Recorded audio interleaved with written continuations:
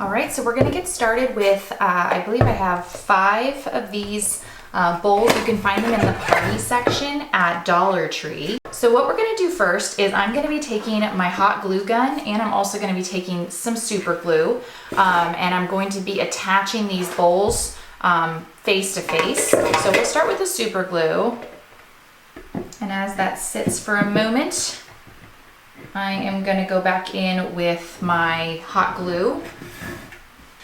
Before we recreate this same idea, what I want to do is I want to give this a little bit of weight. So what we're going to be using is we're going to be using plaster of Paris. Essentially, the way you're going to mix this is you're going to do 2 parts plaster of Paris, 1 part cold water. So we're just going to stir it until it's kind of like a smooth texture. And then we're going to let it sit for about 20 to 30 minutes. All right, so this is actually still drying, and I realized that I can actually glue this and then let it finish drying with the other bowl on top of it. So we're going to take our hot glue and go around the edge. Okay, so we're gonna flip this over. All right, so we are going to allow this to finish setting. It's gonna take about 20 to 30 minutes to set, and then we're gonna finish this project. All right, for this step, I'm gonna be using this Rustic Brown Wood Effects water-based stain by Behr. It is in the color Rustic Brown, and it is water-based, so you don't necessarily need to wear gloves for this part, it's optional. So we're gonna go ahead and open this up, and you'll notice that I also have a foam brush, and I also have this wood plaque I got at Dollar Tree in the $5 section. Not all Dollar Trees have this. You have to make sure that the one you're going to does, otherwise you won't be able to find this. But it's just a wood plaque, and I'm gonna be staining the whole thing. And we're just gonna go with the wood grain across. Since this is a raw wood finish, really no sanding is necessary since it's already natural. But if you are working with something that maybe you need to sand down first, that is also fine. Okay, so we're gonna wait just a couple more minutes and then we're gonna wipe it away. Okay, now we're back. It's been about 5 minutes. I'm gonna take a rag that I've been using and I'm just gonna wipe it away.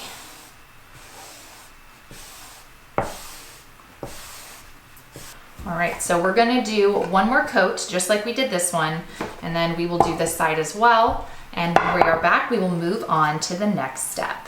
Okay, so now this part is pretty dry. The plaster of Paris is in there, it's not moving, and it is ready to be covered with our other bowls. So we're gonna take this set that we created. We're gonna set it on top.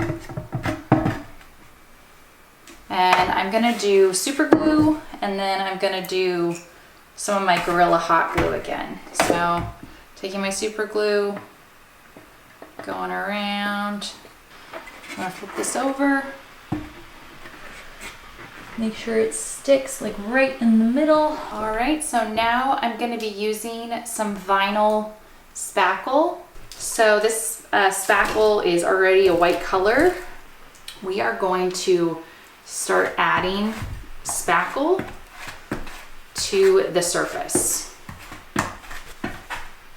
And it doesn't need to be super neat. You can make it a little messy. Just add a lot of texture.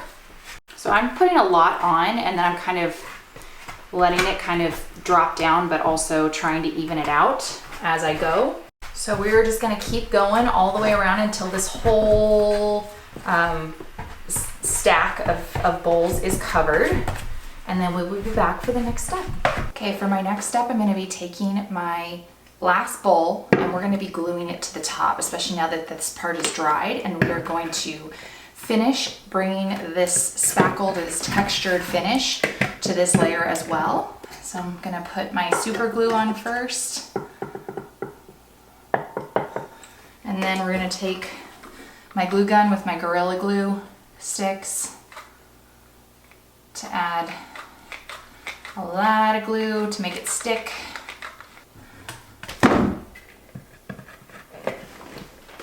Actually, we're gonna take some on this side too. And then we'll move on to the next step.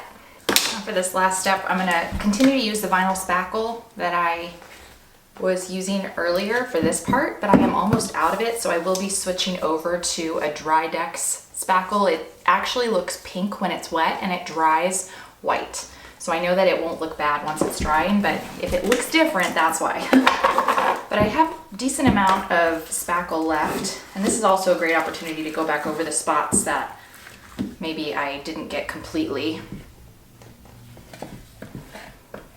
So we're gonna keep covering this, so when I'm done with this step and we let it dry, we will be back. So for our final step, what we're gonna be doing is we are going to be taking our wood round piece and we are going to be attaching it to the top of this table. And we're gonna do it one of two ways. I'm gonna be using some E6000, and I'm also gonna be using my glue gun with my Gorilla Glue sticks to make this happen. So I'm gonna start with my E6000, because E6000 definitely, once it's cured completely, it will have a really powerful hold. Okay, so we are going to flip this over. Careful, don't burn yourself. I want to place it pretty quickly before it dries. Here is the finished product. I'm very happy with how this side table turned out. I spent less than $15 on this, sourcing everything from the Dollar Tree minus the glue. I think it looks great in my living room as a little side table for guests when they're over to hold on to beverages or just decor. Thank you so much for watching Home Talk, and I will see you in the next one.